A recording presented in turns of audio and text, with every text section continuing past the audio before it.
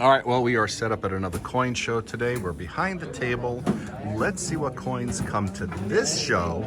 There's always something cool that shows up at the table. All right, let's get it going.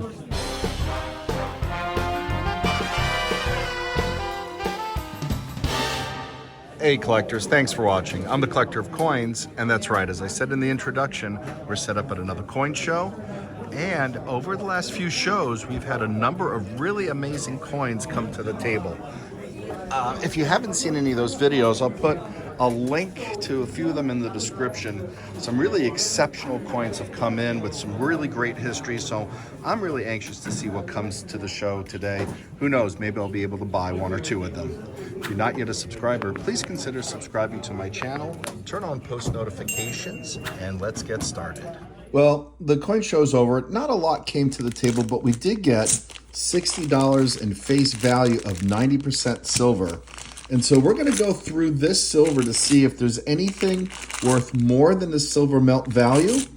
We're also going to see if we're able to fill some gaps in my Mercury dime album, which is nearly a complete album.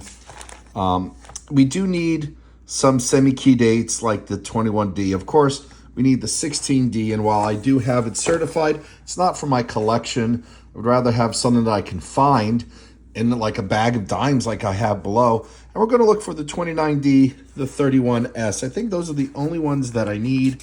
And my favorite way of, oh yeah, we also need the 38D.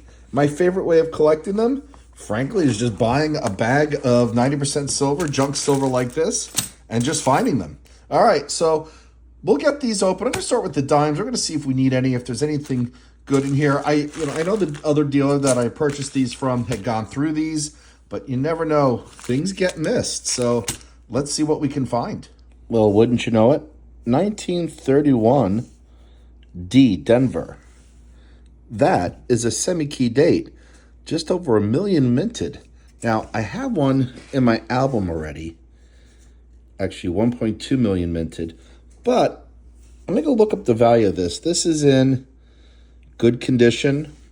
I think a little bit of rim damage. Yeah, so. But let's take a look at the value since it is a semi-key date. Well, in this condition, it is still worth more than the melt value of the coin. This is roughly $7, whereas melt, as of right now, is about $2.75. So I'm going to pull that out. Someone may need that for their collection since it's a tougher date to find. Guys, this is why it's important to get like a coin hunting mat like the one I have, or pick up the Red Book of U.S. coins to look at mintages. All right, well, we finished going through that bag. We did find one. I don't need it for the album, but I'll pull it aside and we'll look at this bag next. I was not expecting to find this first year, 1916, in that bag. It is polished. It is not minted in Denver, so it's not the key date coin. But first year coins are pretty cool, and collectors usually go after them even if they are cleaned and polished like this one. But let me check a look at the value of this. I mean, this is not in bad shape because you can still see all of the detail.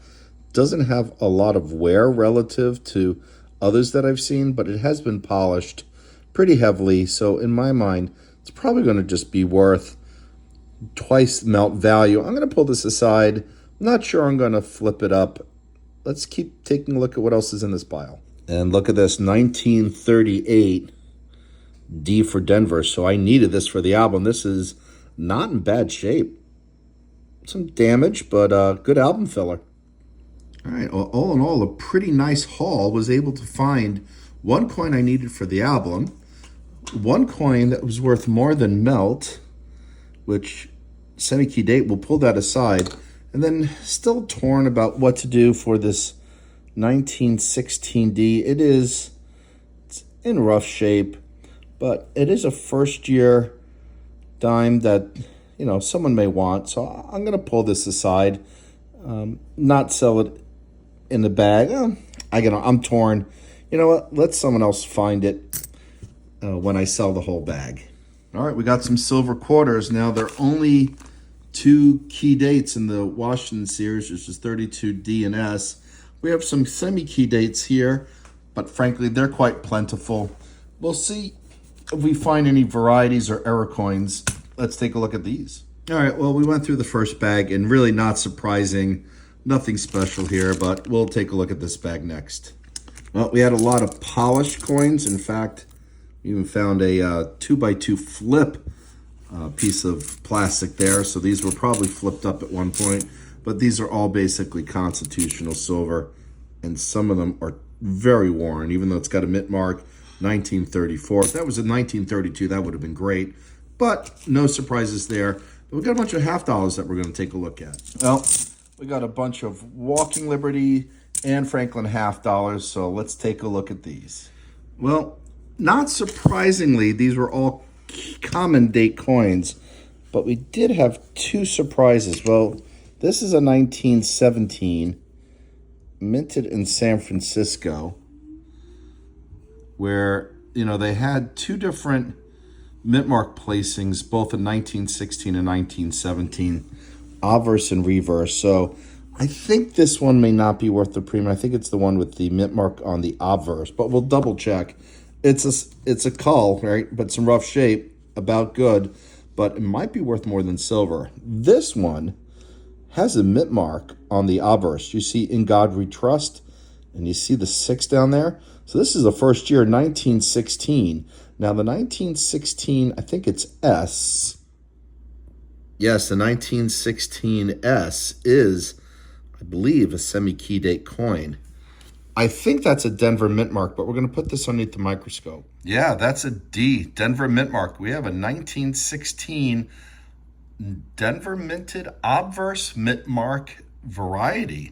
Let's take a look at the value of this, even though it's in really rough shape. Yeah, they minted just over 1 million of these.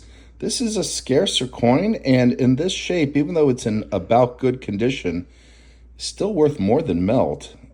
This is probably worth about $20 in AG condition, so I'll pull that aside. Let's take a look at the 1917 reverse S. All right, this one is only worth melt value, so I will be putting that in the bag.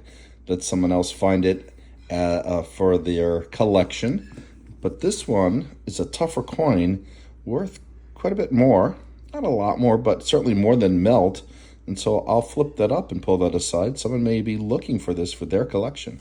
Well, collectors, there we go. We just finished going through this. We pulled one Mercury dime for the album. We found a semi-key date.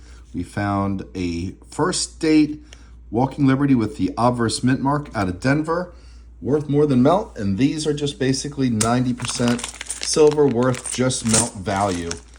All right, well, collectors, I hope you enjoyed this video. Can't wait to see you at the next coin show. And as always, happy collecting. Hey, if you want one of my coin mats, there's a link down below in the description where you can get one.